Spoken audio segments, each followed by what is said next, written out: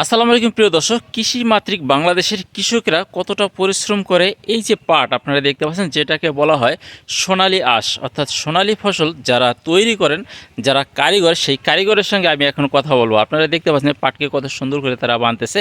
তো কাকা আসসালামু আলাইকুম। ওয়ালাইকুম আসসালাম।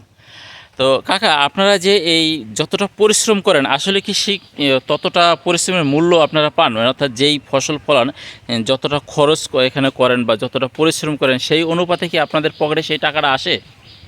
সেই অনুপাতটা যদি অনুপাত নাও আসে, না আসলেও করতে হয়। কারণ ফসল এগুলো তো পুরানি বৈশিষ্ট্য, দেখা গেছে সোনালি আঁশ, এগুলো যদি কৃষকরা না করি আমরা, তো কেমনি বা ভালো হয়, কেমনি বা রাষ্ট্র ভালো থাকে। হ্যাঁ প্রিয় দর্শক, আপনারা বুঝতে পারলেন যে কাকা কিন্তু এই কথাটাই বললেন যে আমরা যদি না করি তাহলে এগুলি কারা করবে।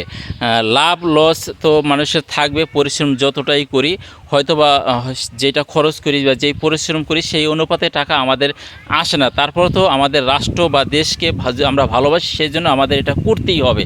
অর্থাৎ দেশকে তারা কতটা ভালোবাসে সেটা আপনারা তার কথা থেকেই কিন্তু বুঝতে পারলেন। আসলে যারা আমাদের শহর অঞ্চলে বা শিক্ষিত সমাজে রয়েছেন, তারা কি দেশটাকে এতটা ভালোবাসে? যদি তাদের মতন এই দেশটাকে ভালোবাসতো তাহলে এই দেশটা আজকে এখানে থাকতো না, আরও আমরা অনেক দূর এগিয়ে যেতে পারতাম। আশা করছি আপনারা কিছুটা বুঝতে পারছেন। ভিডিওটি ভালো লাগলে শেয়ার করে অন্যকে দেখার সুযোগ করে দেবেন। ধন্যবাদ সবাইকে।